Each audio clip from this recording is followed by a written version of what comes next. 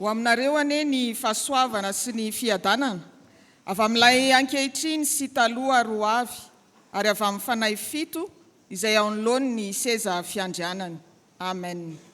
Anio alahady fa 14 Desambra 2024, alahady fa 3 amin'ny advento, alahady tondranam-bavaka ny sampana sekoly alahady manerana ny sahan'ny FJKM.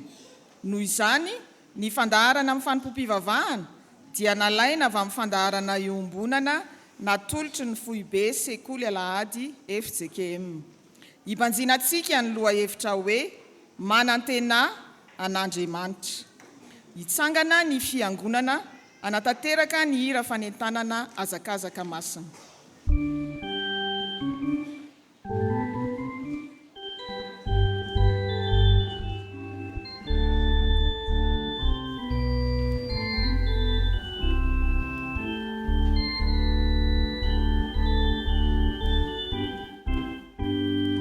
Jesu Kristi no mpamozy tompo sy andriamanitra, ianao no filazantsara le tsy miova ny mandrakizay.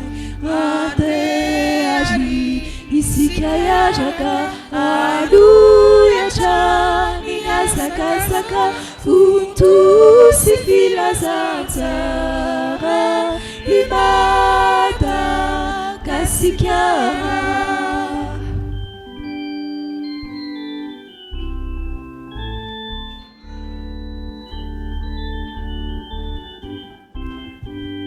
Jesu Kristi no mpitondra manainga antsikiza, miorena tsara samiova ripiazakazako andao. Andehary isika hiatraka aloatra ny azakazaka fonto sy filazantsara i Madagasikara.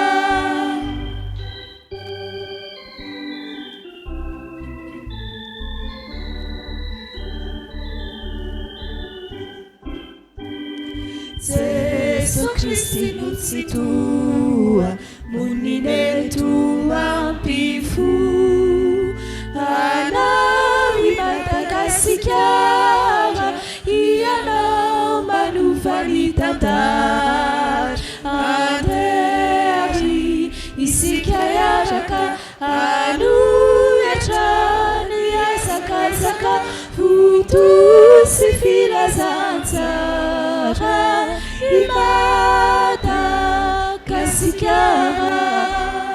Andehary isika hiatraka aloatra ny azakazaka fonto sy filazantsara i Madagasikara. Ho fisaorana sy fideranan'Andriamanitra dia iarahantsika mamaky eo am-pitsanganana ny salamo efa voalahatra. Amin'ny anaran'ny Tompo, aleloia, miderahan Jehova fa tsara izy, fa mandrakizay ny famindrapony. Iza ny mahalaza ny asa lehibe ataon'i Jehova, na mahatonina ny fiderana azy rehetra, sambatra izay mitandrina ny mety ka manao ny marina mandrakariva. Jehova, tsarovy aho araka ny fankasitrahanao ny olonao, vangio amin'ny famonjenao aho, ahitako ny soa azo ny voafidinao, ifaliako amin'ny fifalian'ny firenenao, iravoravoko miaraka amin'ny lovanao. Amen.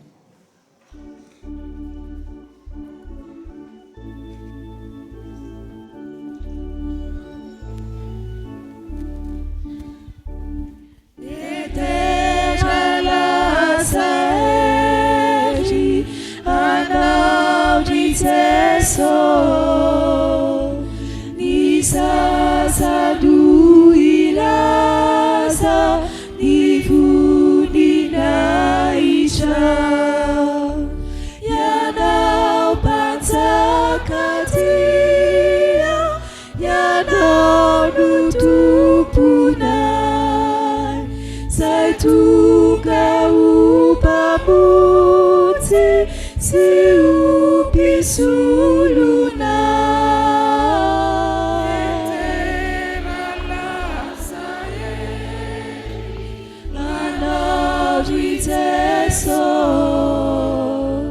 Ni sasa nu ilaza ni vuni naisha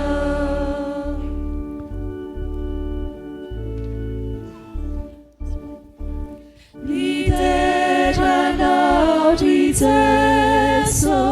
anzeli marube kaisa yantani takalasana tuisana tauni sasa satau Jerusalem nitutra dirufia ufana tanana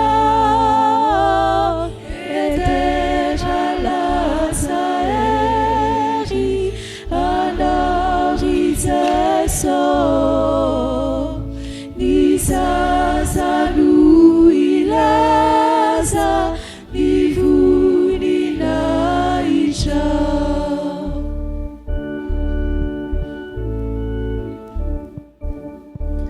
rambula tsinitali yanao ritumpuo ni terra nao ni sasa kafalianao kumbula uterana yanao akeichi ritseso tumputia mandraki zay turi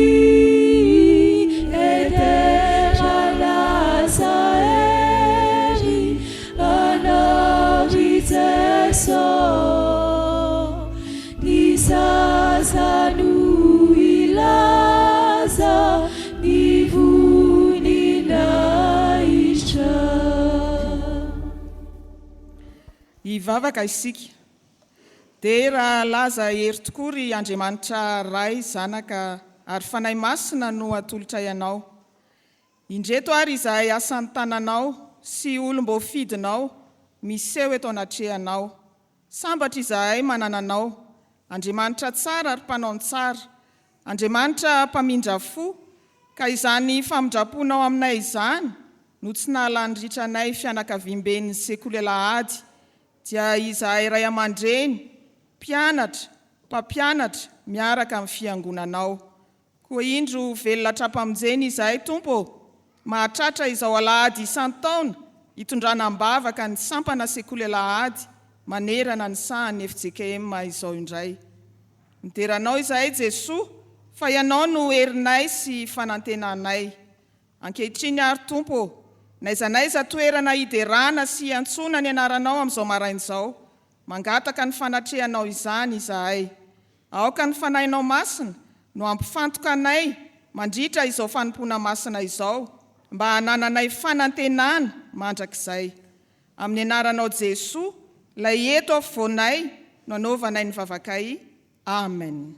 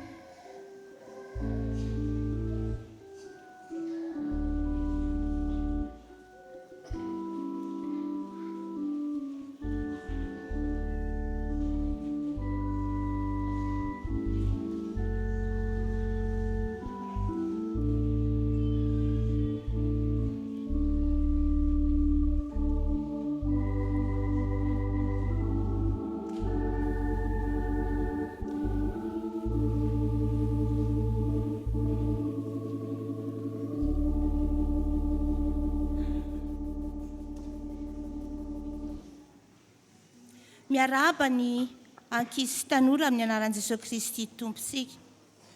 Mitsangana, ataontsika eo mpitsanganana ny hira voalahatra.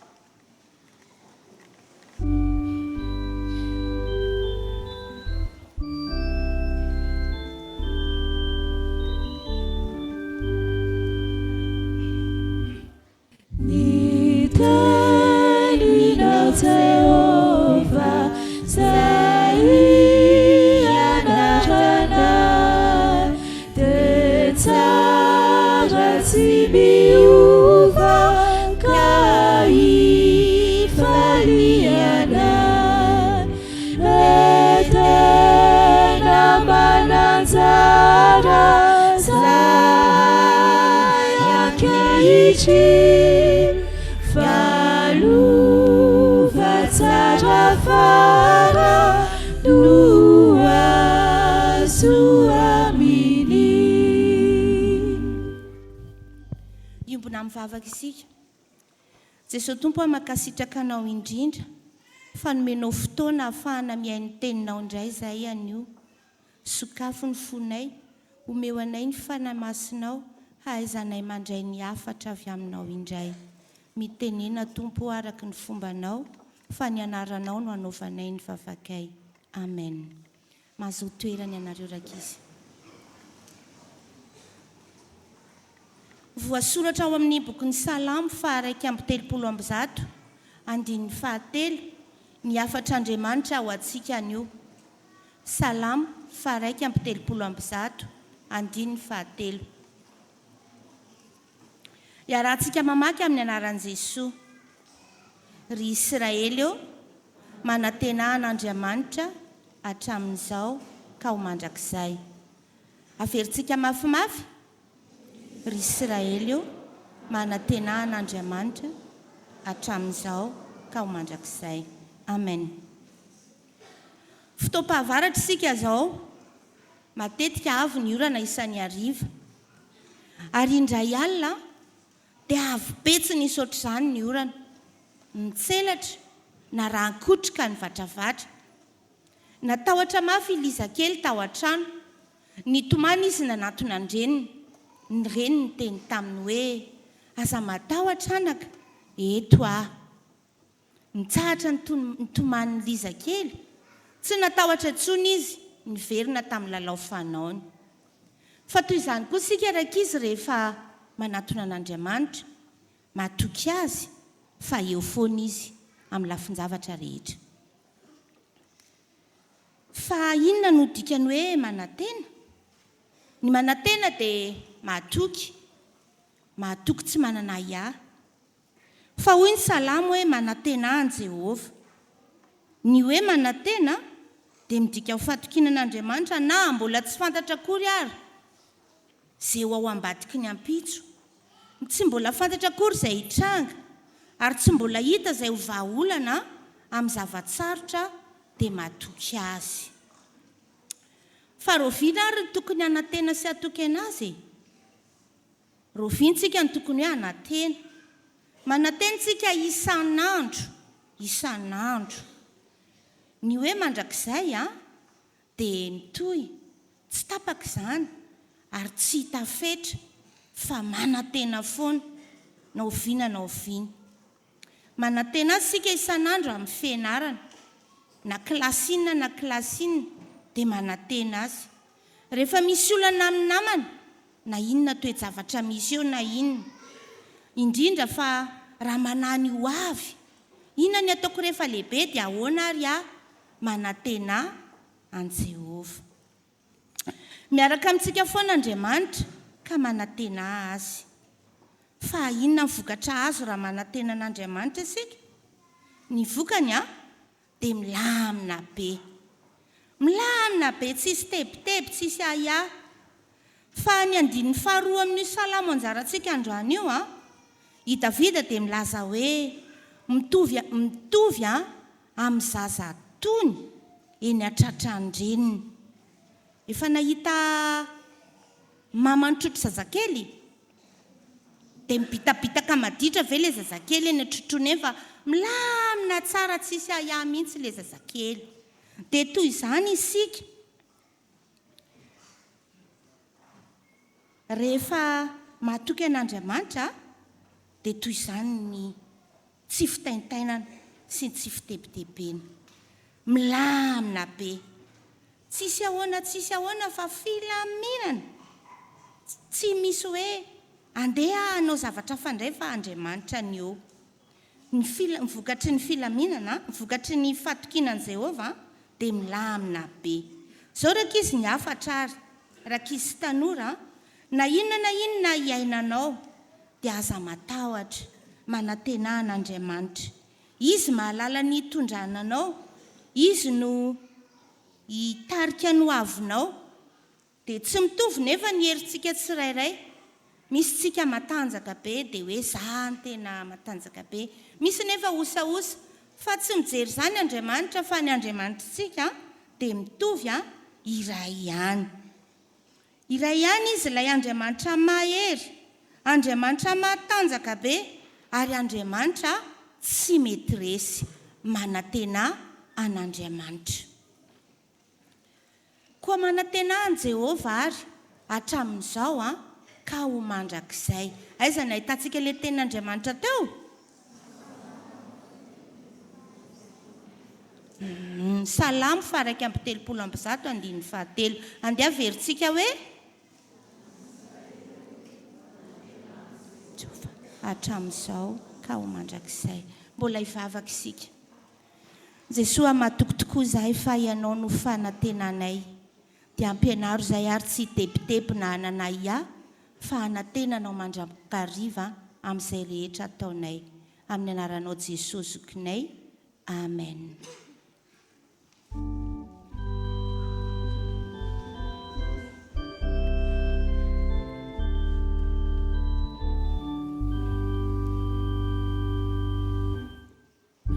Resasa teo aloha dia tsy nahita izaho, tsy nisy ampivoa natory foana tao, nandrasady ry ny ferinainako, tsy fantany akory sa tena fototso.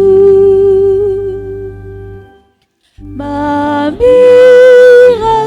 indrindra ny masoandronay, milanto sy mirindra ny antom-piainanay, ny teninao ihany no mahatonga izao, esambatra ny tany famahalalana.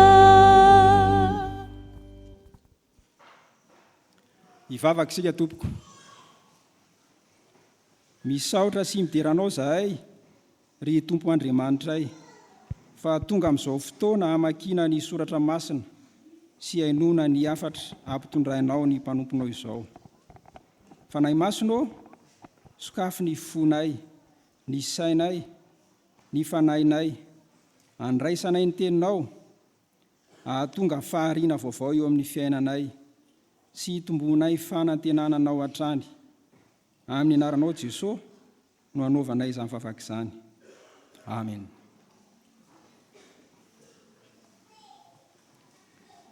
Hiaraka mamaky sy hain'ny soratra masina isika. Ao amin'ny fanekena taloha, bokin'ny Salamo. Salamo 1:3-7, 2 ka hatramin'ny 7. Rehefa hita dia hovakiana amin'ny anaran'ny Tompo. Jehova, tsy nirehare ny foko, ary tsy niandranandrana ny masoko, ary tsy nisaintsaina izay zavatra any ambony loatra aho, na izay zava-pantarona tsy takatro. fanampionina sy nampangina ny fanahyko aho tahaka ny zaza efa maoty eo amin'ny-dreniny dia tahaka izany ny fanahyko atao anatiko. Ry Israely eo manantenahany Jehovah hatramin'izao ka ho mandrakizay.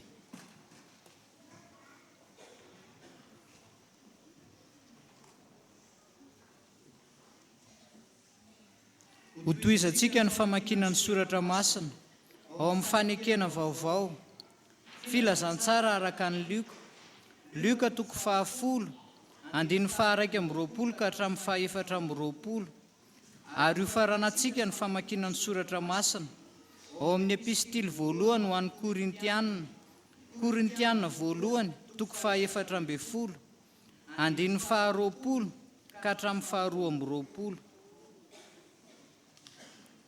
Rehefa hita dia ho vakiana amin'ny anaran'ny Tompo. Ary tamin'izany ora izany dia ravoravo tamin'ny fanahy masiny Jesosy ka nanao hoe: mideranao aho raiko, Tompony lanitra sy ny tany. Fa efa nafenonao tamin'ny endry sy ny manan-tsaina izany, ka nasehonao tamin'ny zaza madinika. Eny raiko, fa izany no sitrakao. Ny zavatra rehetra dia efa natolotry ny raiko ahy, ary tsy misy mahalala ny zanaka afa-tsy ny ray, ary ny ray afa-tsy ny zanaka sy izay tiany ny zanaka hanehoana azy.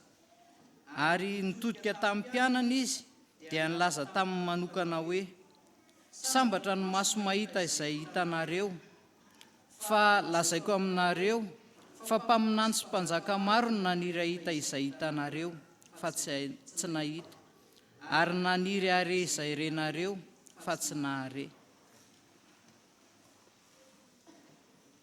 Ry rahalahy, aza mba ho zaza amin'ny fahalalana, raha amin'ny lolo-po dia aoka ho zaza bodo aza, fa amin'ny fahalalana kosa dia aoka ho lehilahy tokoa.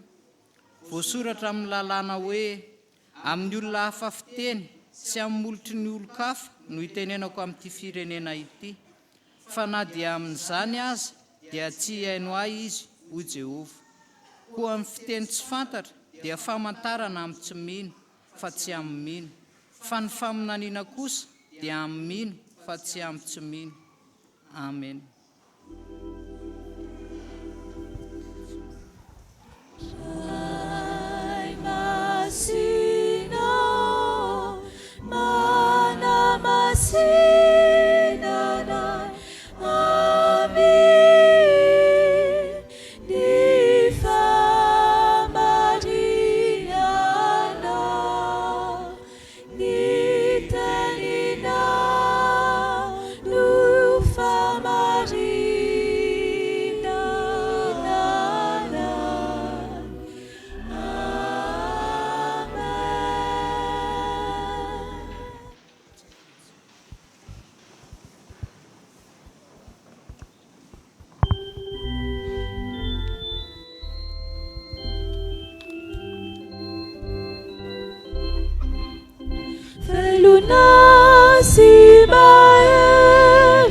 Nitenin'Andriamanitra ka naturanasa dia tsy ho levona ny sakolalady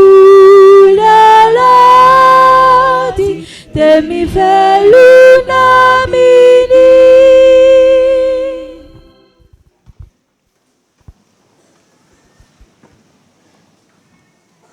Manona ny fahasoavan'ny Tompo amintsika mpianaka amin'ny finoana eto amin'ny fitandremana riavana, ary manona ny fiadanan'ny Tompo manokana ho an'ny fianakaviam-be ny sekoly alahady tarihan'ny birao, ao ianareo komity, ao ny ray aman-dreny ary ao indrindra ny mpianatra.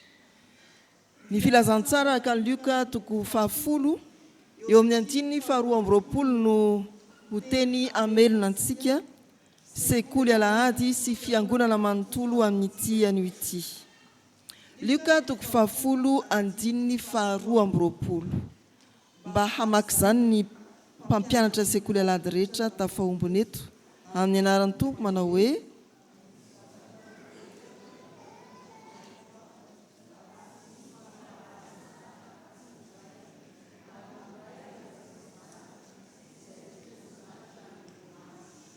amen.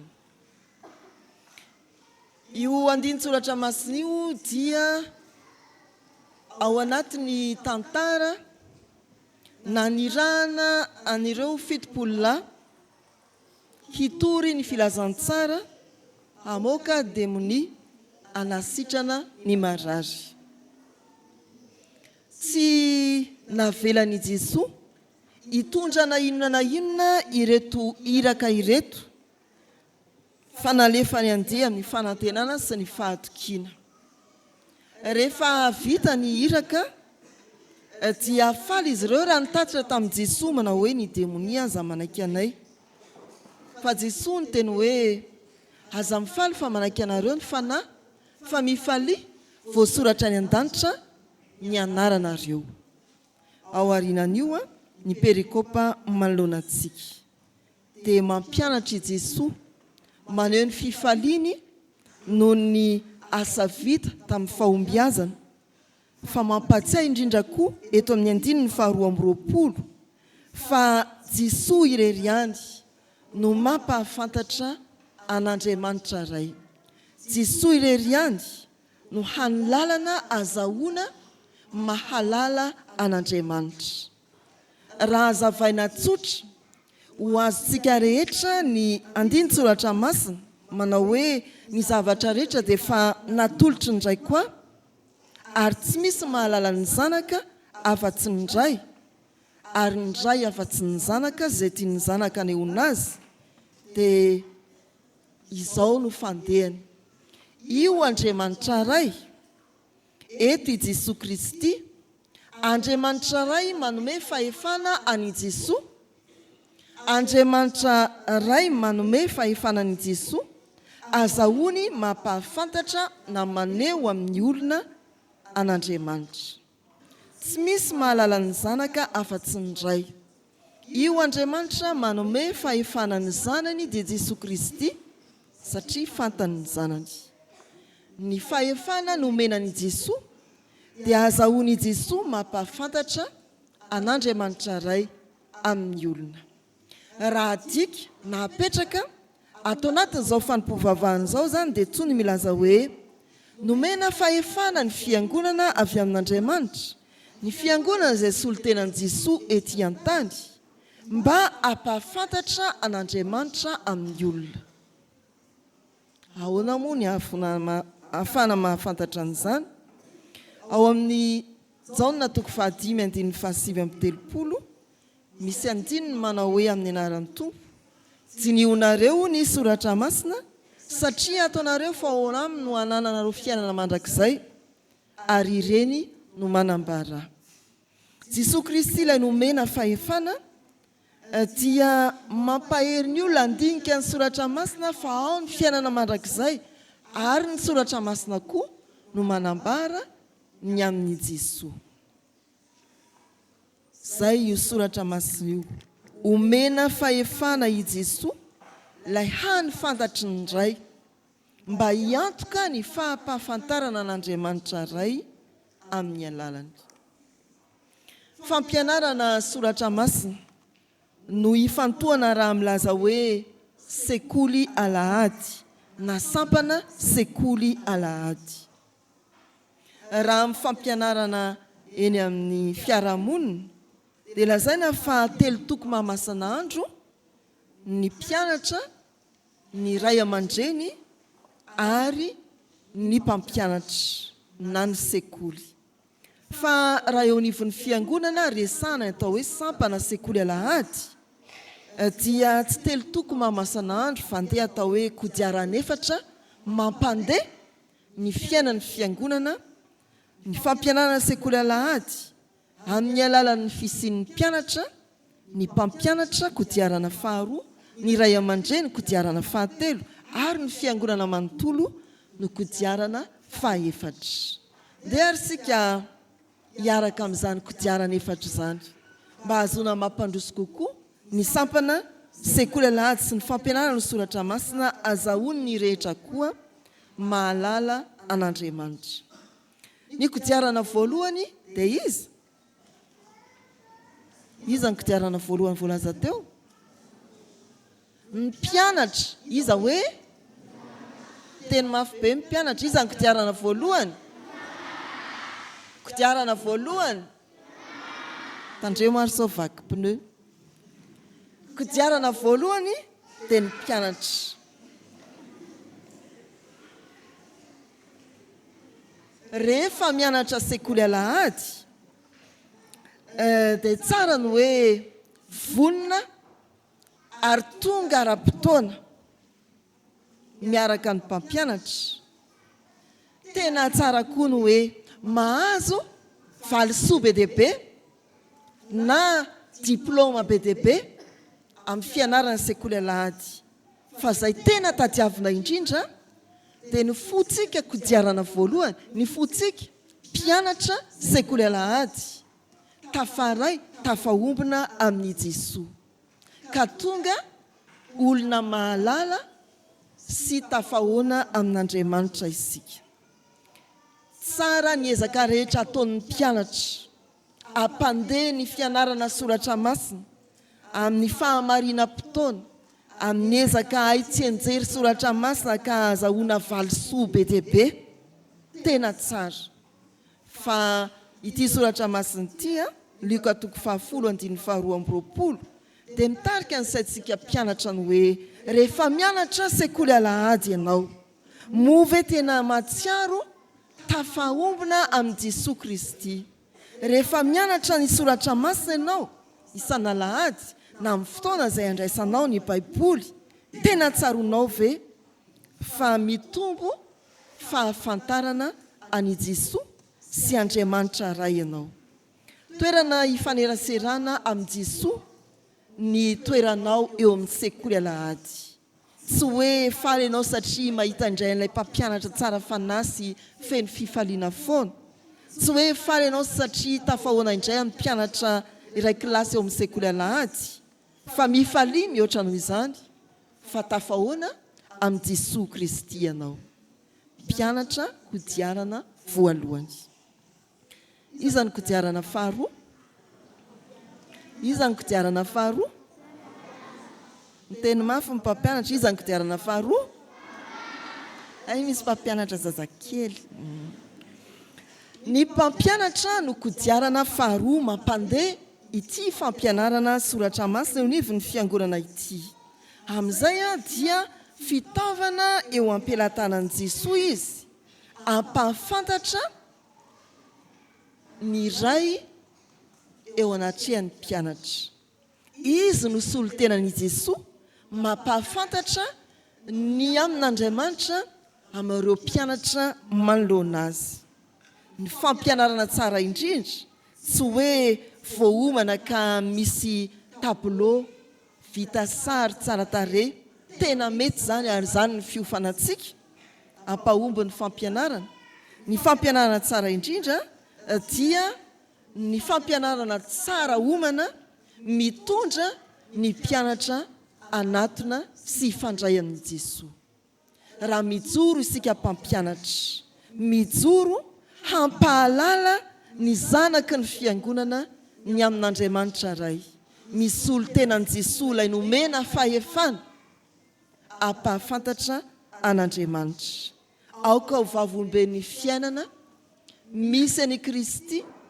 isika mpampianatra raha mijoro manoloana ny mpianatra ho vavoloben'ny fiainana miara-mandeha miara-miaina amin'ny Jesosy Kristy mpampianatra mitaona ny mpianany ifanerasera sy ahalala an'Andriamanitra ny kodiarana fahatelo dia isika ray aman-dreny inona ny kodiarana fahatelo izy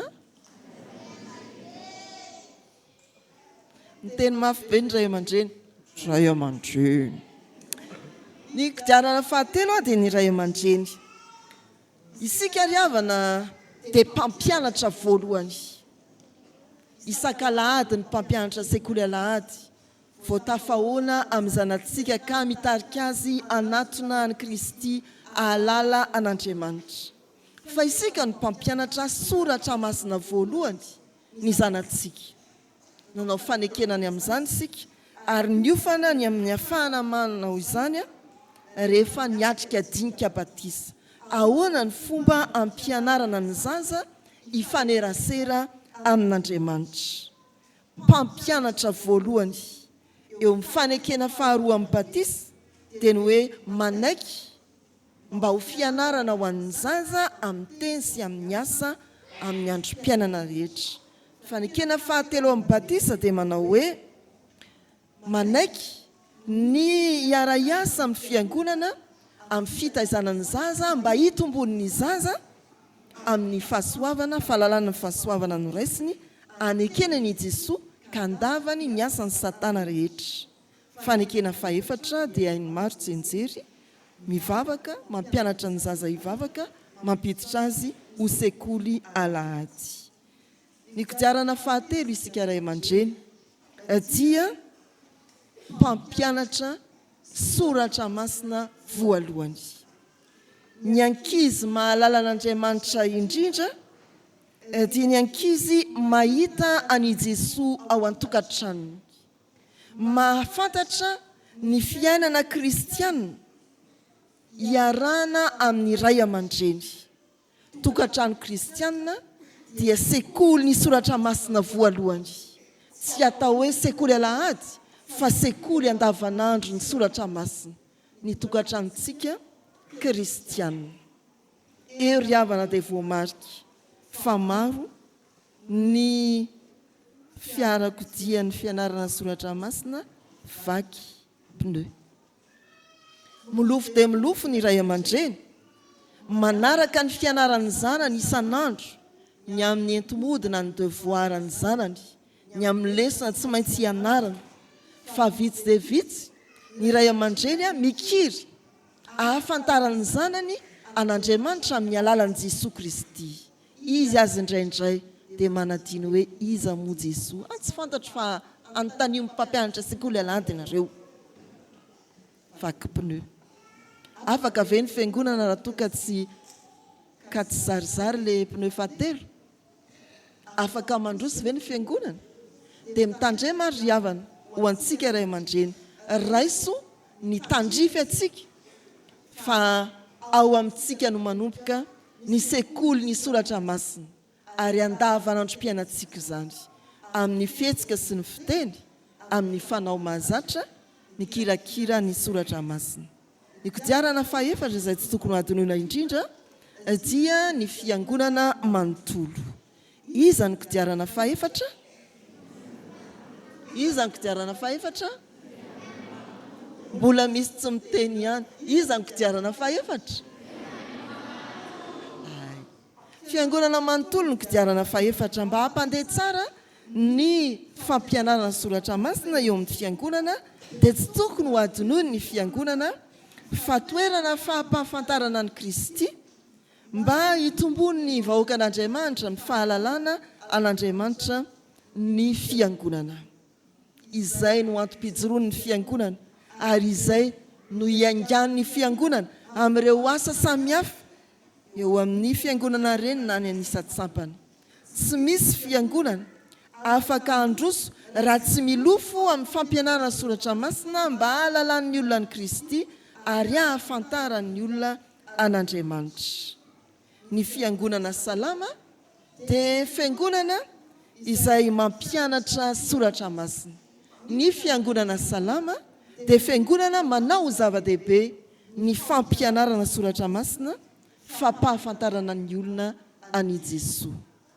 Ry havana malala, Lioka 10:12 dia mampatsiahy antsika ny adidy sy azontsika hialana. Raha mpianatra isika, avy mianatra mba hifanerasera amin'i Jesoa. Raha mpampianatra isika, tario anatona an'i Jesoa ny mpianatra napetraka ho adiditsika. Raha ray aman-dreny isika, ampiantranoy ataovy tamana ao an-tokantranontsika i Jesoa Kristy. Raha fiangonana isika ary isika fiangonana, tena fiangonana, ataovy ivo ny asan'ny fiangonana ny fanabeazana momba ny Kristy amin'ny fampianarana ny soratra masina. Aokarany sekoly alahady tsy ho toerana fianarana fotsiny, hangalana valisoa na diplôme na ianarana tsy enjery soratra masina fa ho sekoly alahady toerana iaonana amin'i Jesosy Kristy dia izy ilay velona sy manjaka hatramin'izay sy ho mandrakizay. Engany ry havana mbola hitoetra ao anatintsika ny teny ahafahantsika mandray ny andraikitra tandrifantsika mba hampandeha tsara ny fampianarana soratra masina eo anivon'ny fiangonana. Kodiarana voalohany ianao na faharoa na fahatelo na fahaefatra dia miasa mafy mba handeha tsara hifanerasera amin'Andriamanitra ny fiangonana toy itony. Amen.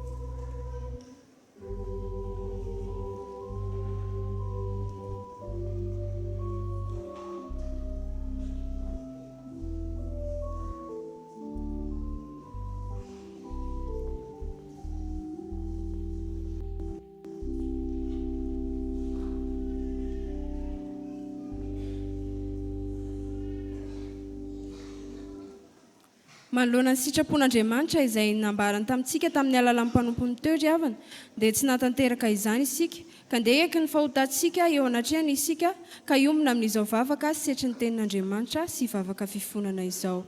Hivavaka isika.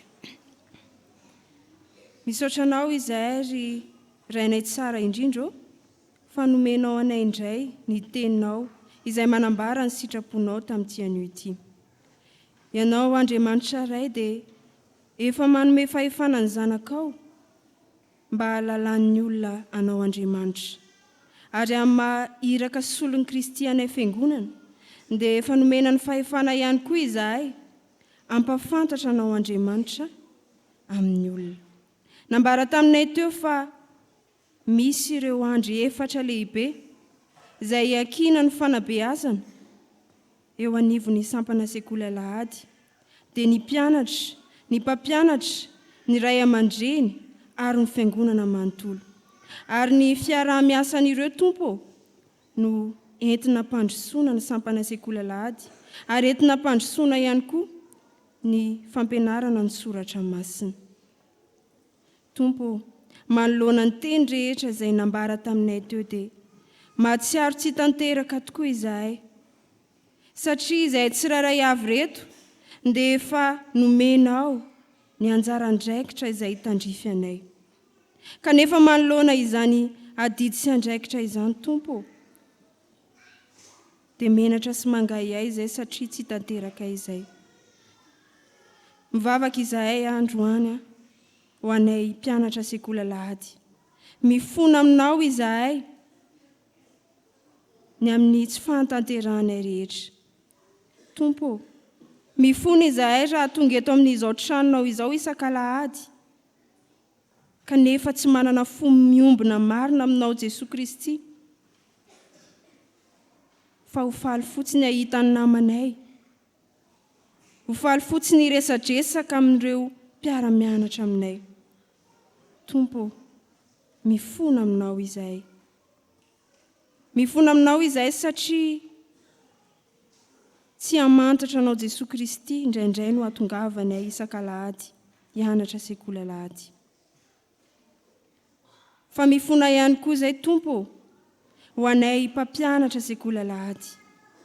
Ianao nefa niantso sy nifidy anay ho amin'izany andraikitra izany kanefa indraindray Tompo dia ataonay tsinotsinona izany, ataonay kitotoa izany ka tsy mitaona ireo mpianatra izahay mba hanantona anao Andriamanitra fa mizara fahalalana fotsiny ihany. Tompo, mifona aminao izahay mamindra fo aminay. fa eo ihany koa izay ray aman-dreny izay efa nanakinanao ireo zanakao ny amin'ny fampianarana soratra masina azy ireo any amin'ny tokantrano misy anay. Efa fanekenay raha teo izany nataonay tamin'ny nanoloranay ireo zanakay ho amin'ny sakramenta amin'ny batisa. Kanefa indraindray Tompo atao tsy tsaroanay akory izany fanekena izay nataonay teo anatrehanao izany.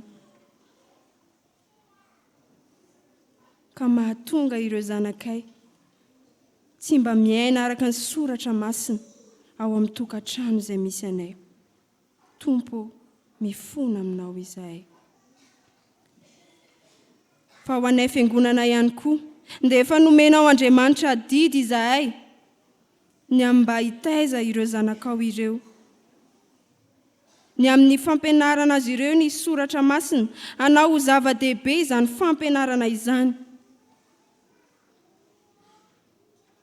Kanefa toa ataonay atsirambina izany indraindray. Toa ilikay any amin'ny hafa izany indraindray, tsy raisinay ny andraikitra izay efa nomenao anay. Fa lavinay aza. Tompo mifona aminao izahay. Manoloana ny fahatsaranao Tompo, dia mahatsiaro izay ny faharatsianay, mahatsiaro izay ny tsy fahamarinanay. Ka mamindrary fo aminay, mamelany elokay. Aza mitahiry fahatezerana aminay ry Tompo tianay. Fa aoka nindra fonao nitoetra aminay tsiraray avy. Ary teny hikatsaka mandrakariva izahay. Ny ampandroso. Ny sampana sekoly alady, ny ampandroso. Ny fampianarana ny soratra masina eto anivon'ny fiangonanao. Ka tena anao zava-dehibe ny adidy izay efa napetraka ao taminay. Tompo, matoky anao izay fa mihaino vavaka anay ianao. Matoky anao izay fa ho afaka aminay ny faharatsianay rehetra. Satria raha ny zanaka ny manafaka anay dia ho afaka tokoa izahay. Amin'ny anaranao Jesosy Kristy ilay mpamindra fo sy mpamela heloka anay, no anaovanay izany vavaka izany. Amen.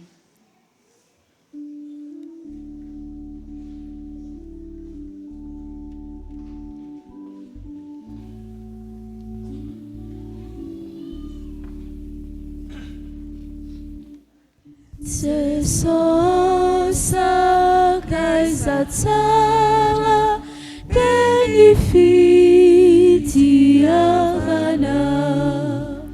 tsy mba misy voarara, tsy avana mina, makaga, makaga,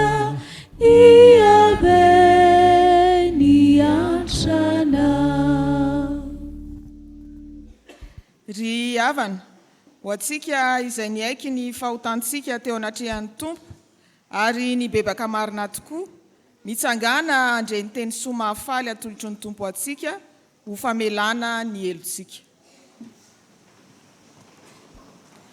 Hoy ny Tompo, mety manadino ny zanany minono va ny vehivavy ka tsy amindra fo amin'ny zanaka naloaky ny kibony? Eny, mety manadino ihany izy, fa izao kosa tsy mba manadino anao. Miobiry lanitra ary mifaliry tany, ka velomy ny obo ry tendrombohitra, fa Jehovah efa nampionona ny olony sy mamindra fo amin'ny olony mahantra, fa efa tonga ny zanak'olona hitady sy hamonjy ny very. Amen. Koa ambara amin'ny anaran'ny Tompo fa voavela ny elokareo noho ny anaran'ny masina mideran'ny Tompo. Sambatra ny olona izany, voavela ny elony, sy voasarona ny fahotany. Sambatra ny olona izany, tsy sain'ny Jehovah eloka, ary tsy misy fitaka ifanainy.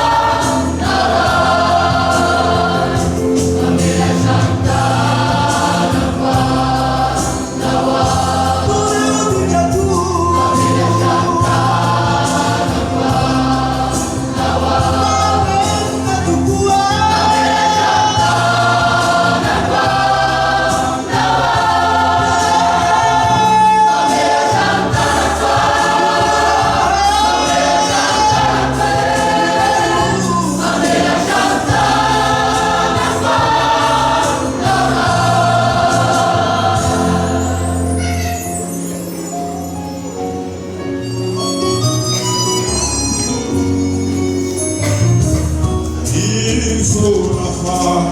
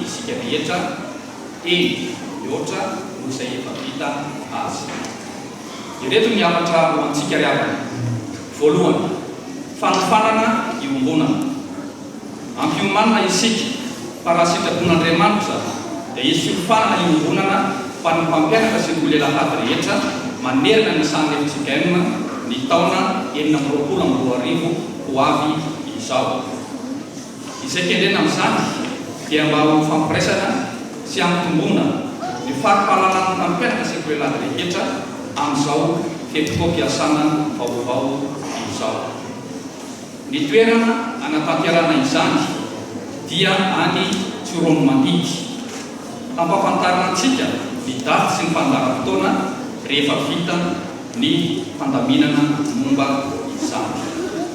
Faharoa, sekoly Alahady manomana mpampianatra. Araka ny fanapahan-kevitra noraisin'ny synode lehibe faharoapolo tany Tolaniaro dia izy fandaminana vaovao mikasika ny fanofanana sefala sy ny sambo.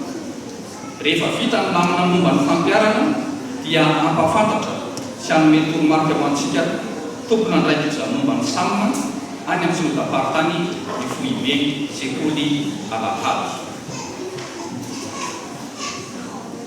Fomba-pandehanana ny asantsika andavanandro kosa dia mitohy toy ny efa natao teo aloha ny fanofanana mpampianatra sy ny fandahan-desona mandrakisian'ny fandaminana vaovao. Manentana sy mitaona amin'ny rehetra izy hatrany izahay indrindra fa ny tanora mba hanolotena ho isan'ny mpiofana ny mpampianatra sekoly Alahady. Eto am-pamarana dia mirafy krismasy feno fiadanana sy taom-baovao feno fahasoavana ho anareo rehetra izahay. Mahefabe mandrakariva amin'ny asan'ny tompo.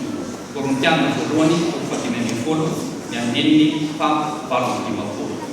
Antananarivo 7 Oktobra 2022 Rakotoarsoa Ertina Kaneva Tandrina ny filohan'ny sampana sekoly Alahady FCKM.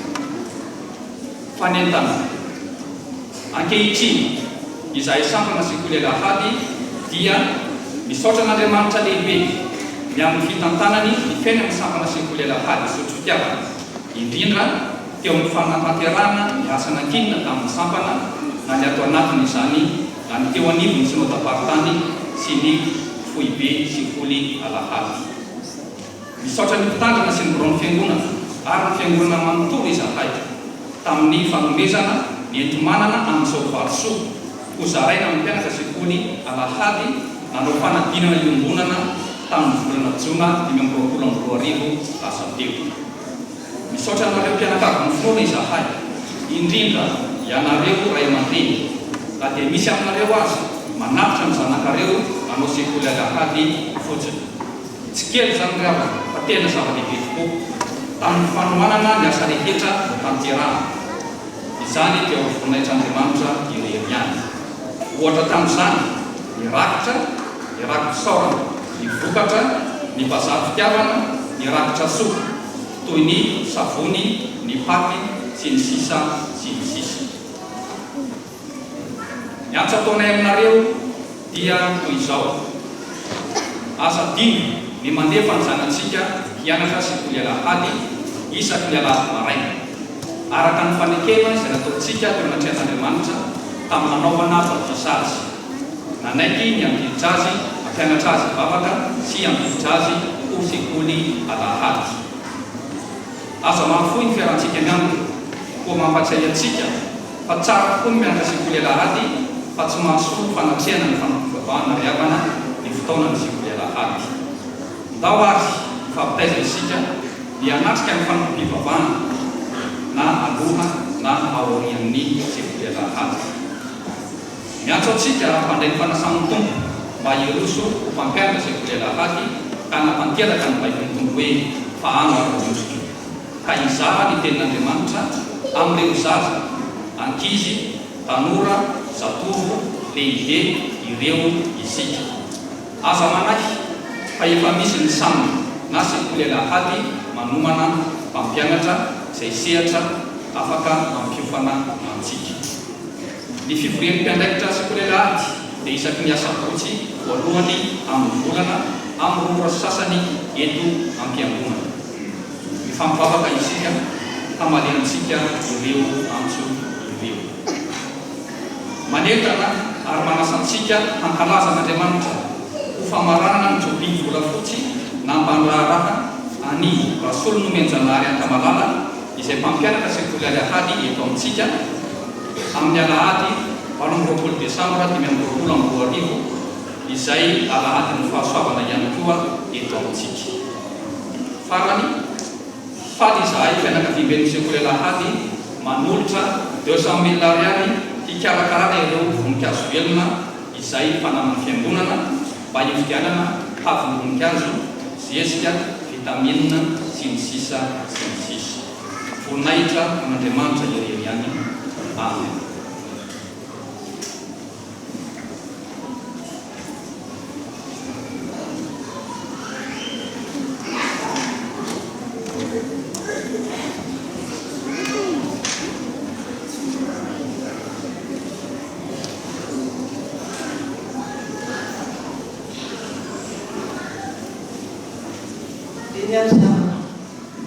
Zao fotoana miasa vavonina zao dia itodiantsika amin'ny tompo indrindra ametrahana ny asan'ny sekoly alahady eto amin'ity fitandremana ity ampahirezana anireo dianana efatra ary azo atao hoe fenona rivotra fa sao dia nananona dia mandray mampisy loza aoka nitsangana ny mpianatra rehetra mpianatra skadyzazy ianao ankizy ianao tanora ianao zatovo ianao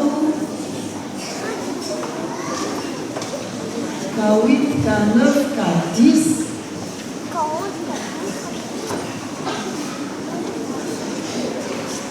zao no soratra masina akotra ho antsika mpianatra ao am-penikopa korintsiana voalohany toko faefatra ambin'ny folo ny andiny faharoapolo manao hoe amin'ny raha molompo dia aoka hozazabodo azy fa amin'ny fahalalana kosa dia aoka ho lehilahy tokoa mitombo amin'ny fahalalana Andriamanitra mba azahoana mihaino na koa tsy miaina mihitsy amin'izany hoe lompo izany mangataka ny diarana faharoa dia nareo mpampianatra mba sangana mbola tsy mipetraka mpianatra izao kosa ny soratra masantonona ho antsika mpampianatra araka ny Romana toko faharoa ambin'ny fahafito voasoratra hoe amin'ny anaran'i Jesosy raha mampianatra dia aoka ho amin'ny fampianarana mba ho mpampianatra tena mampifanena mitona ny mpianatra iaonan'i Jesosy isika mpampianatra mangataka ny ray aman-dreny mba hitsangana izany isika ray aman-dreny sekoly alahady araka ny Deuteronomia toko fahaenina andiny fahaenina sy ny fahafito dia hoy ny tompo ary aoka ao amponao zao teny andidiko anao amin'izao dia ampianary tsara ny zanakao izany ary resao na mipetraka ao an-trano ianao na mandeha any an-dalana na mandry na mivory iza mbola tsy mitsangana izay mbola tsy mitsangana dia isika fiangonana manontolo zany ity ny soratra masina ho antsika voasoratra hoe jinionnareo ny soratra masina satria amin'izany manambara ay Jesosy no miteny isika rehetra zany tsy tavela mihitsy fa samy ao amin'ny soratra masina avokoa averina indray hoe na ianao mpianatra satria mbola tsy mahay na ianao mpampianatra satria efa mahay tsy afabelona dia mandrosory anana sasamo dia sady tsy fiangonana zany fiangonana sangana zay mbola tsy mitsangana rehetra ho antsika fiangonana manontolo no miteny dinionareo ny soratra masina mandrosoa araka ny am'zao hianatra ny tenin'Andriamanitra ifaneraseratsakandrian'i Jesosy alalan'ny tompo ary manantona isan'ny mpampianatra koa raha ao aminao zany fanomezam-pahasoavana izany hivavaka isika riana Andriamanitra ho indreto izay mijoro arak'izay miantsoro ao anay tsirairay avy mpianatra izahay mpampianatra ray aman-dreny ary fiangonana mareny fahavonana ray ankehitriny hialandinika ny soratra masina hianatra hampianatra koa araka ny taneta sy fanomezam-pahasoavana no omena ao anay tafioery ary ataovy tena mandroso ny fampianarana ny soratra masina eto amin'ity fiangonana ity satria samy mavitrika izahay anodina tsara izany fampianarana izany atonga ny tsirairay alala anao Andriamanitra ao amin'i Jesosy Kristy dia misaotra mampahery ny rao komity ny mpikamana rehetra ao anatin'ny sampana sekoly alahady misaotra amin'ny tombo isa ireo mpiara-miasa ao anatin'izany sampana sy fianarana izany ary omeo anay ny fifaliana amin'ny fiara-mamoaka ao anatin'izao fianarana soratra masina izao. Misaotra indrindra tompo ny fikasana rehetra na avy amin'ny filobe na ho amin'ny saozaparipary na tia ny fitandremana ho amin'ny taona enina amroapolo dia efa tonina sahady eo ambany tana fahasoavanao amin'ny anaran'i Jesosy Kristy. Amen.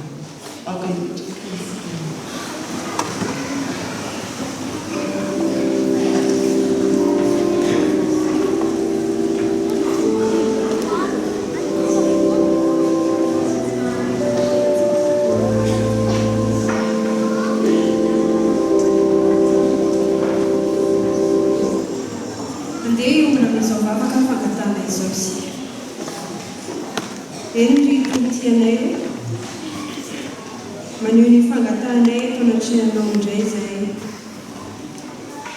ity.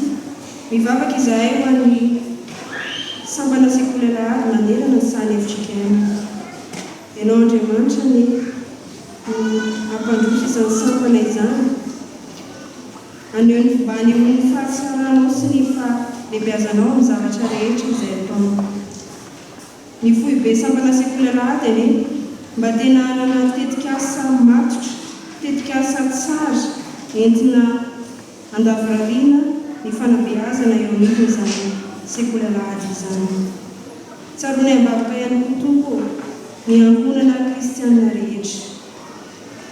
Ianao no hiaro azy ireo amin'ny ratsy rehetra izay hita taratra eny amin'ny fiarahamonina izay misy anay tsirairay avy. Eo tompo ny fanakorontanana izay entin'ny Satana hanimbana ny fifangatiavana eo anivon'ny ankonana kristianina amin'izao vanim-potoana iainanay ankehitriny izao. Mangataka izay tompo mba hampitoery eo aminay tsirairay avy na izay ray aman-dreny na izay zanaka ny fitiavana anao Andriamanitra mba hahafahanay mity ny ankonanay, mba hahafahanay ihany koa mity ireo manodidina anay. Tompo maro ihany koa ny hetsika izay tanterahan'ny fiangonana amin'izao volana Desambra izao ary ao anatin'izany hetsika izany ny bazary fitiavana. Maro tompo ny zavatra atao mba ho fiomanana amin'izany bazary fitiavana izany ary amin'ny maha-olombelona anay dia sarotra aminay izany. To hitanay fa zavatra sarotra tanterahana izany kanefa tompo aoka ny fanainao masina no hiasa ty anatinay tsirairay avy mba hanolo-tsainanay amin'ny fanatanterahana izany. Ireo tompona andraikitra isan-tsokajina dia ianao no hanome hery azy ireny mba hahafahany manatanteraka izany bazary fitiavana izany mifanaraka amin'ny sitraponao ary entamin'ny fitiavana ihany koa izy ireo tompo ahafahana mamokatra tsara amin'izany fotoana izany. Tsy adinay ambavaka ihany koa ny firenena izay misy anay ary isaoranay anao ny fanombohana ny fikanadom-pirenena tamin'ny herinandro lasa iny ary ny fanatanterahana izany amin'ny fotoana rehetra tompo dia aoka tena hitondra fandrosoana, hitondra zava-tsara rehetra eto amin'izao firenena izao, ho lavitry ny mpanararotrany, ho lavitry ny olona tia tenany, ho lavitry ny olona tia voninahitra sy tia fahefahany izany fotoana fikaonandom-pirenena izany tompo ary tena ny voninahitra ao izy eo satria efa napetraka tamin'ny FFKM ny tarika izany fotoanandom-pirenena izany.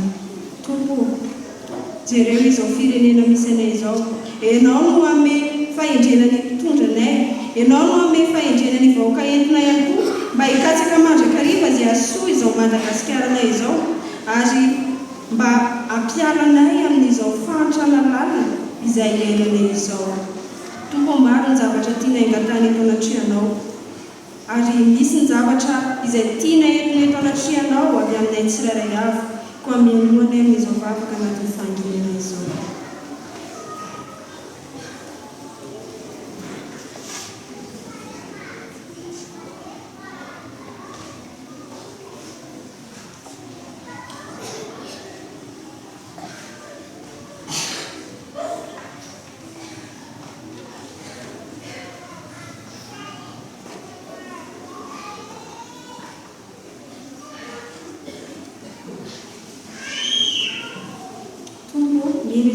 tany any vavakanay anao ary aoka ny valom-bavaka izay atolotra aminay dia ho amin'ny fotoananao fa tsy ho terenay amin'ny fotoananay maminay tompo manakambana izany vavaka izany amin'ilay vavaka nampianarinao manao hoe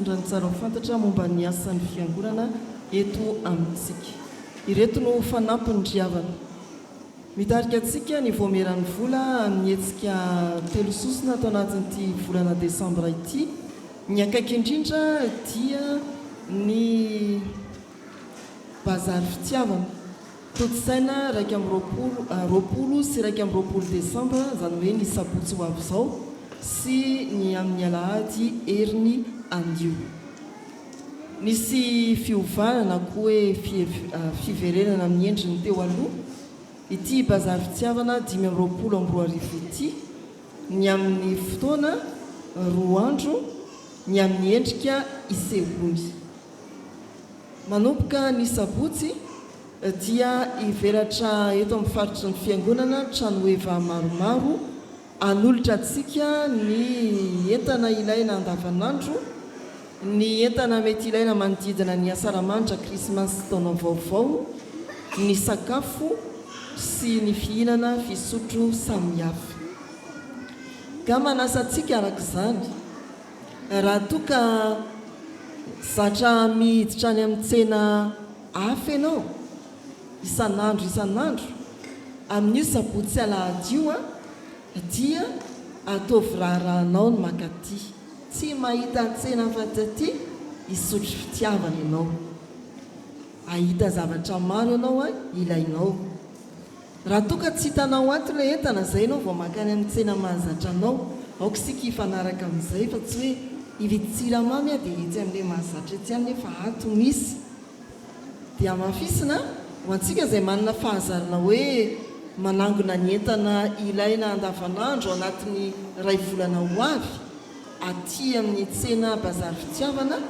atao zany fa azo anaovana izany tsara ireo bazary fitiavana raiky amin'ny roapolo sy raiky amin'ny roapolo desambra ireo misaotra n'ireo sampanasa asa fikambanana efa manomana mafia nyizao hetsika bazary fitiavana izao anolotra antsika ny tsara indrindra mankasitraka n'ireo olona tokana na isam-pianakaviana izay niditra teo amin'ny trano eva mba handray anjara koa amin'ity bazary fitiavana 5:20 ity ny mahasamihafa n'ity bazary fitiavana ity koa dia ho hitantsika eo ny trano eva ny zanaka ampelezana isotro fitiavana dia ny avy any amin'ny ampelezana ary very havana tonga dia isika indray no iena fotsiny tonga avasoary omany ny fotoananao amin'ireo 20 sy raiky amin'ny 20 desambra ireo iantsena isika mbola ao anatin'ny fotokevitra bazary fitiavana no hoe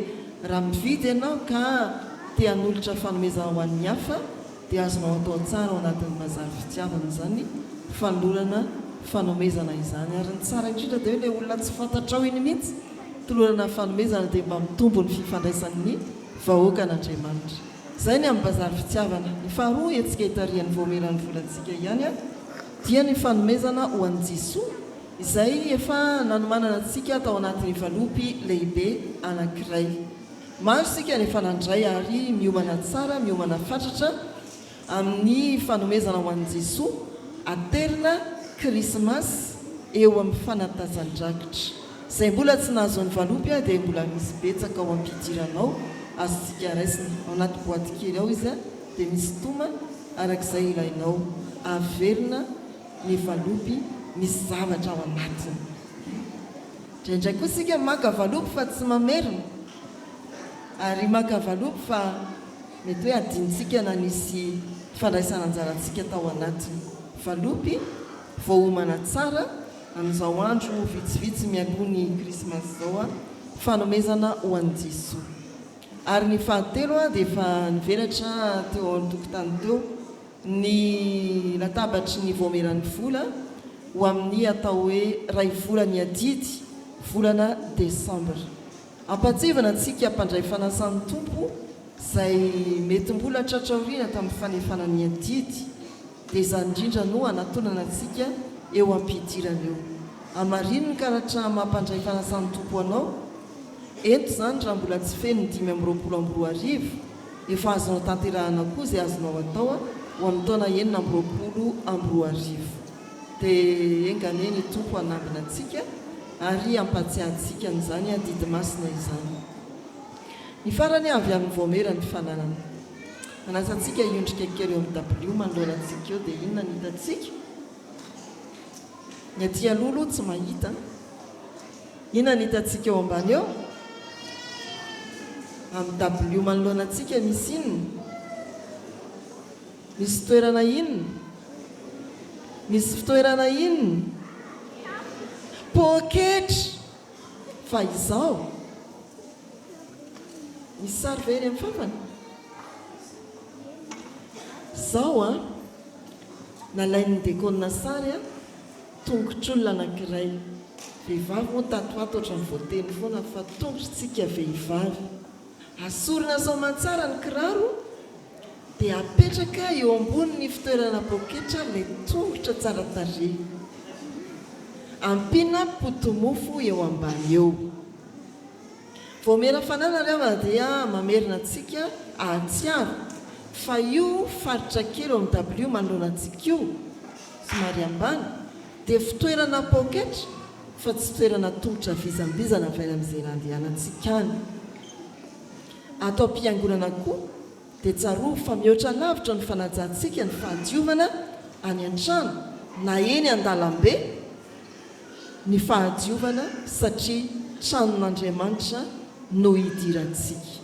Tsy misy hoe mihinana bonbon ianao na biscuit dia arinao eo ny foniny.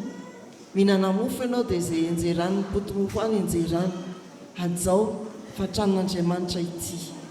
Ny soratra masina moa dia mampianatra antsika hoe esory ny kapanao fa tanomasina io. Amin'ny Mosesy nisy on'Andriamanitra manoloana ny roimeny. Tsy hoe analakapy sika, tsia fa ajao ny fahamasinany tranon'Andriamanitra. Ajao a amin'izay tokony ampiasana azy ny zavatra rehetra atao amin'ny fiangonana. Dia tsy anadino intsony isika raha sendra mbola nisy nametraka tongotra teo esory aingakaingana. Raha ianao zany teny malagasy zany. Raha toka misy fonina bonbon na biscuit eo ambany W anao, miondrika aingana dia maka. Atao fahazarana zany atao am-piangonana. Dia aza manao hoe tsy zany nanao an'io, tsy zany nanao an'io. Fa raha sendra mahita dia hifarimbona. Ajao ny fahamasinany fiangonana. Famaranana an'izay a fitinina ny soratra masina araka ny Filipianina 2:7-20. Andriamanitra no miasa ao anatinareo na ny fikasana na ny fanaovana ahatanteraka ny sitrapony. Tanterao arak'izay tandrify antsika ny valin'ny fanentanana ho fampandrosoana ny fiangonana sady ho voninahitran'Andriamanitra. Ny famaranana ny havana dia mahafaly antsika ny mifanatritava amin'Andriamatora mora andrian'ny aina Aliantsoanika sy Ramily Alisan Andraina Fiorenantsoa Sarobidy. Vita fanamasina fanambadiana ny sabotsy 9 desambra lasa teo ary Randriamanana Itokina sy Raharjaona Vatosoa. Vita fanamasina fanambadiana ny 9 desambra lasa teo. Mampandroso anareo ety amin'ny alitara marabaina sy tolorana ny fanomezana.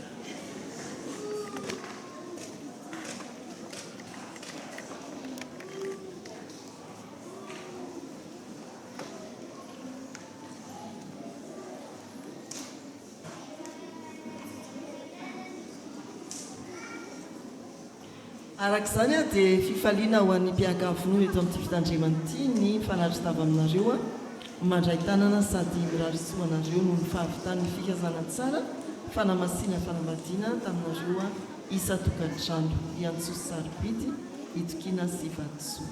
Dia ho tokantrano tena anjakany fitiavan'Andriamanitra ary ho feno fiadanana ao amin'ny Kristy ny tokantranon'io. Manolotra raha teo ny fanomezana avy amin'ny fiangonana ho fampatsivana fa amin'ny fotoana rehetra dia manakambara aminareo Andriamanitra na mora na misarotra.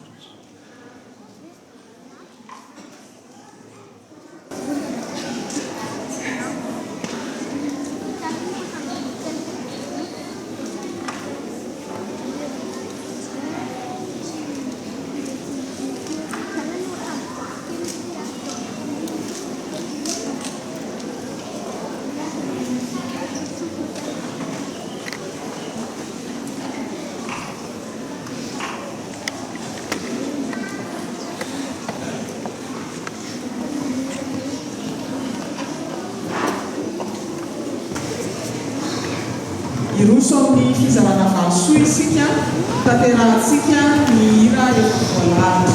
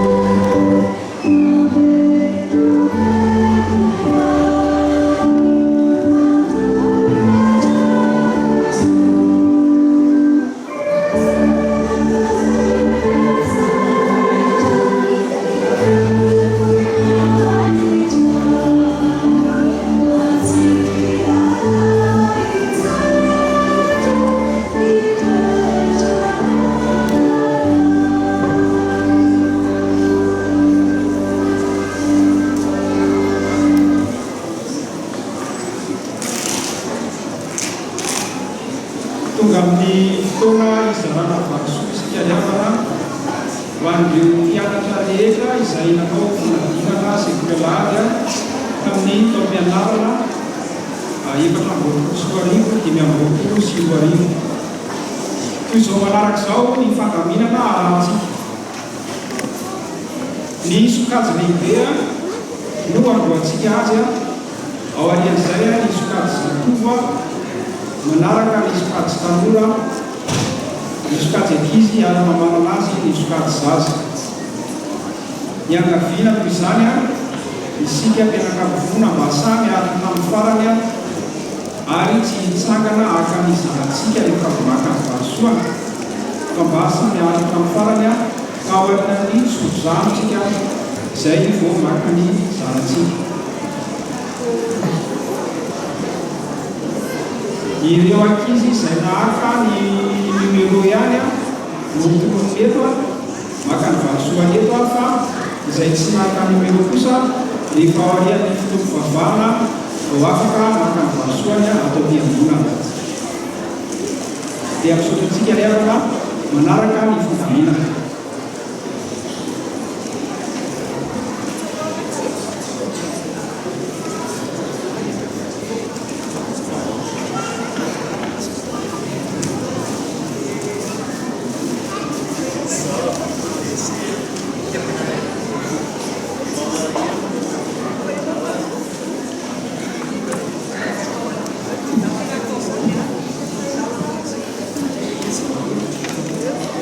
Izay batoana marana dia mandray tanana ny tanona sy ny filoasekolelady mandray valosoa izay vao mamonjy ny toerana. Sokajy lehibe mamboatsika azy kadisy. Voalohany andehan-jafy tongotra aina. Faharoa ravoary manana Mosoa Julie Irene. Fatelo Ranaivo le gros lala.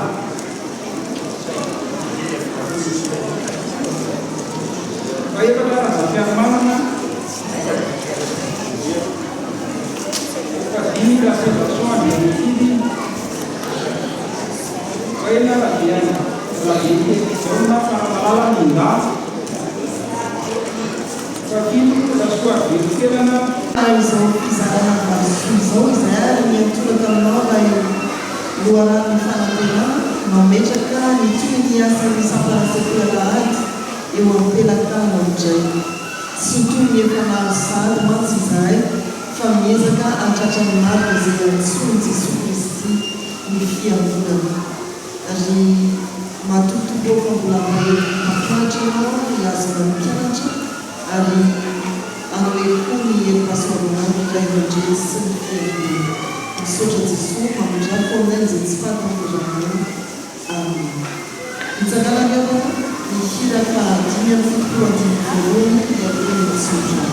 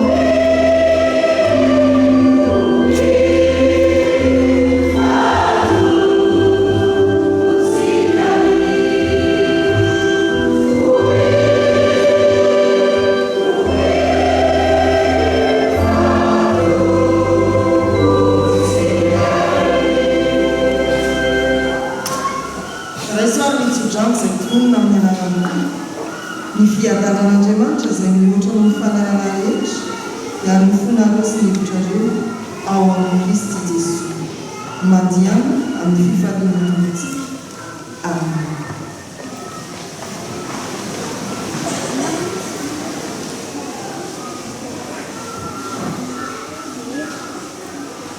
Ho an'Andriamanitra irery aminy ny voninahitra amin'ny anarana